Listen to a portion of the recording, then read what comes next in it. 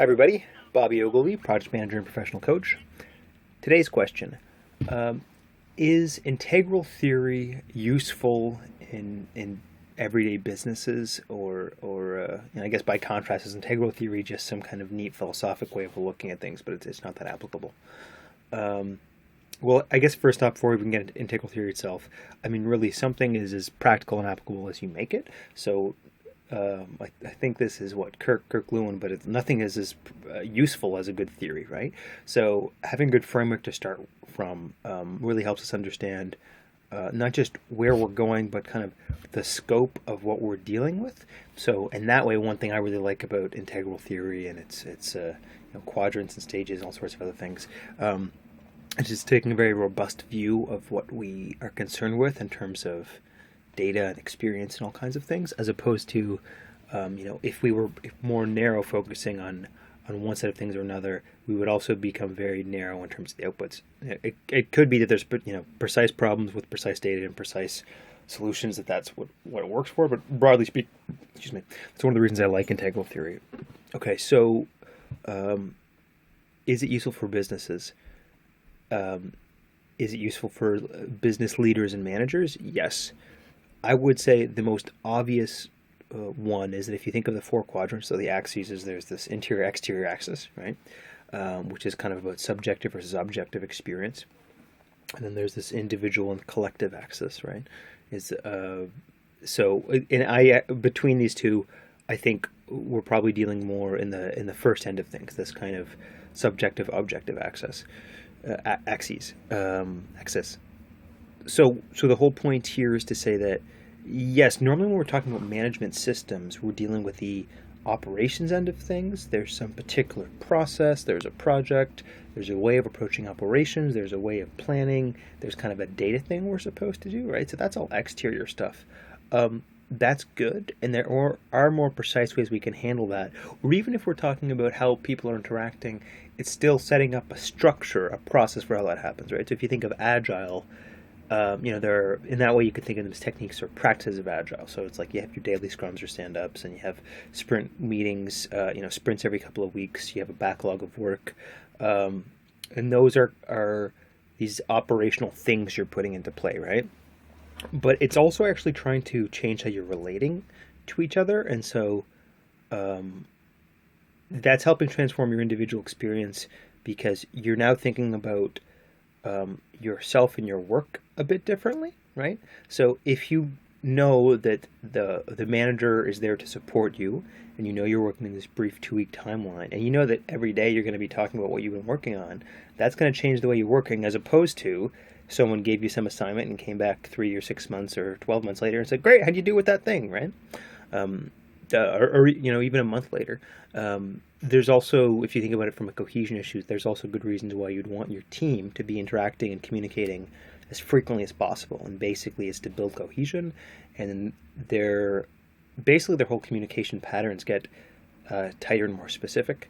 And if you think of kind of classic Tuckman model, forming, storming, norming, performing, it's at that third norming level when basically the leader's role doesn't have to be so operational anymore, because people know how to operate, they know their expert tasks, the things they need to do well. Their role is really just navigating interpersonal problems and making sure that people are kind of engaged and committed to be able to keep executing properly, right? You've done all the basic training, and then now it's just smoothing out any bumps.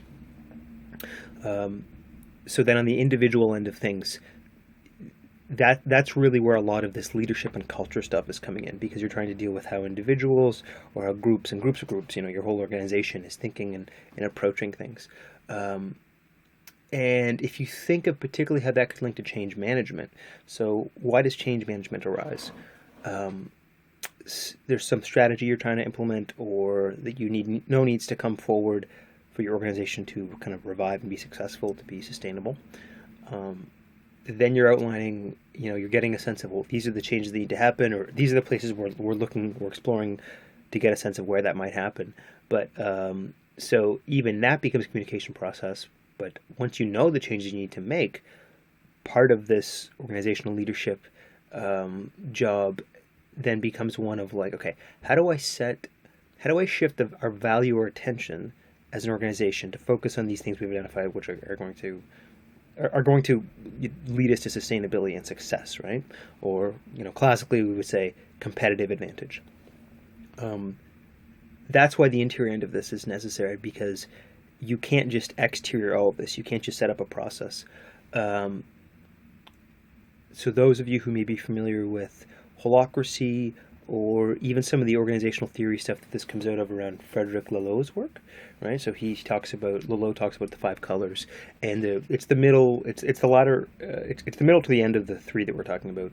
They're the kind of the most relevant here, which is orange, the classical kind of meritocracy organizations; green, which are these very value-oriented, though perhaps a bit anemic and virtue signaling, or maybe too relationship-oriented organizations; and then hopefully teal, which are much more autonomous, a lot more self-management, individual self-management, and a basic regard for the fact that, like, your purpose, your way of relating to your identity and your strategy is evolving. It's not just this monolithic thing which isn't going to change.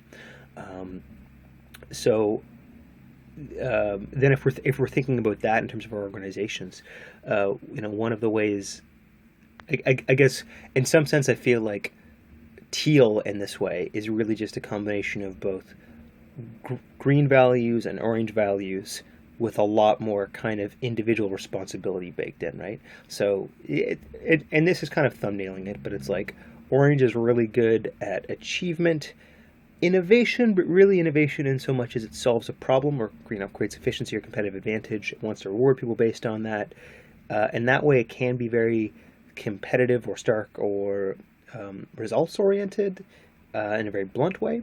And also, again, orange likes its hierarchies because it wants someone to be in charge, or someone to reward, or someone to punish, right?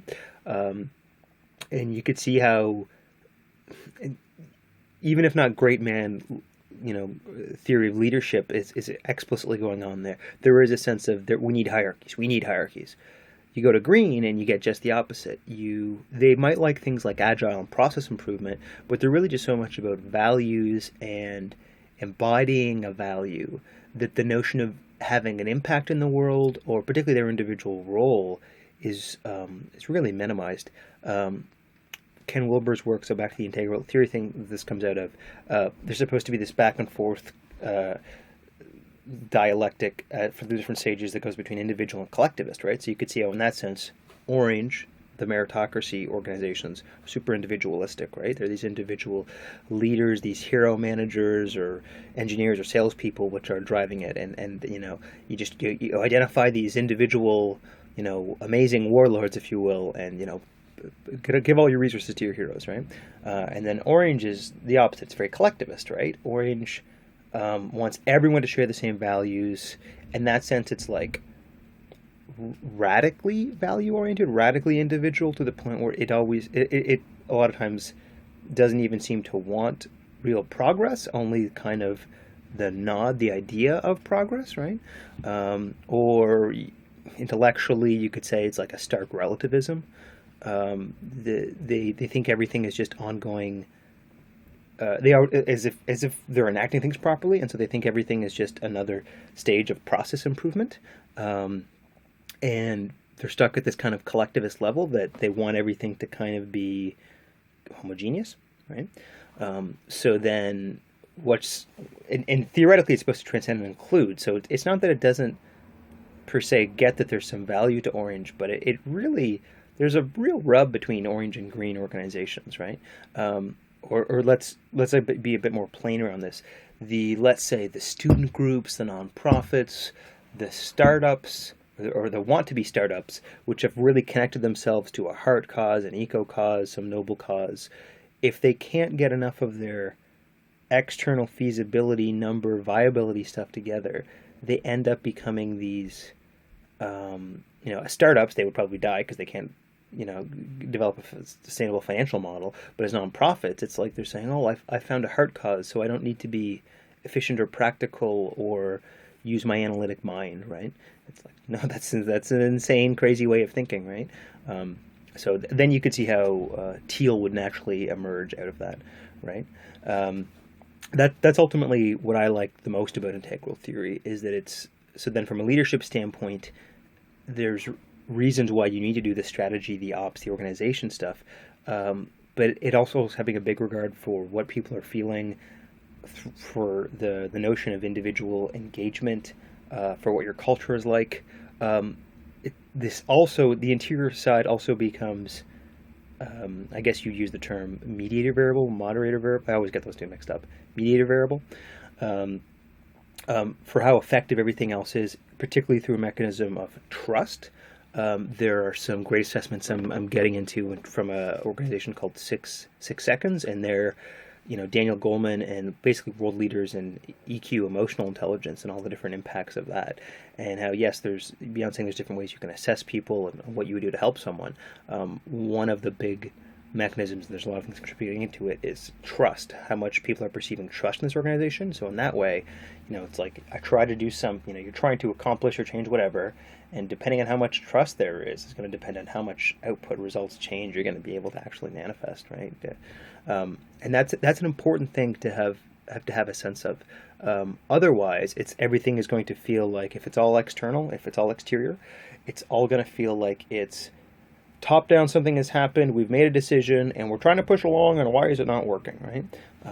And that's not the way you change cultures. That also kind of means that there's an individual or a kind of day-to-day human level you haven't had thought for, and you're, again, still relying on kind of this orange hierarchy power of like, this is the thing, everyone's doing the thing. It's like, well, you can enforce a process, an operation, but you can't enforce a feeling or a motive or a will to give a damn about something, right? So leaders need to have both of those. That also, so just to briefly before we close, to touch on the individual and collectivist part of it, is to say that the heart of that and the heart of really good managers is they can handle those one-on-one relationships well, right?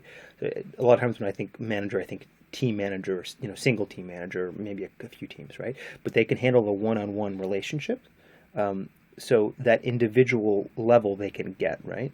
And then really good leadership should be just an expansion of that. Yes, they're leaders, so they're in a one-to-many position with the way they're interacting and influencing people. But it naturally comes out of knowing, here's why an individual, here's how they experience things, or what are they going through. Okay, here's what might be the kind of medicine, here's what they need to hear to make this fit or make sense with their perspective, how to bring this all in.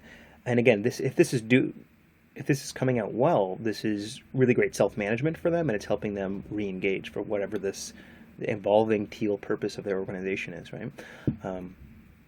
So obviously, I'd love to hear your thoughts on integral theory, because in that way it's very contentious, right? A lot of people love it. On the other hand, a lot of people think it's high-minded bunk, and Ken Wilber can get lost in his own linguistic backflips. So in that sense, I'm less concerned with integral theory itself and more concerned with holacracy, Laloux's work, and all the different other people trying to grapple with. I think some person there is trying to deal with integral leadership, or had at some point. There's obviously integral coaching now. There's an organization out of Canada that does phenomenal training on integral coaching. So the fact that these things are coming out, I think is fantastic, because it means you need this very well-rounded view of what it means to be an organizational leader. So again, just to recap, why is integral theory useful? You have your interior and your exterior. It's not just ops, it's engagement, what people are feeling, it's culture, and it's knowing how at an individual level that you can see how this makes sense, or what someone needs to engage, to progress along. And then that naturally means that you as a leader can get the one-to-many aspect of influencing big culture right. Hope you learned something. I'm Bobby Ogilvy. We'll talk to you guys again soon.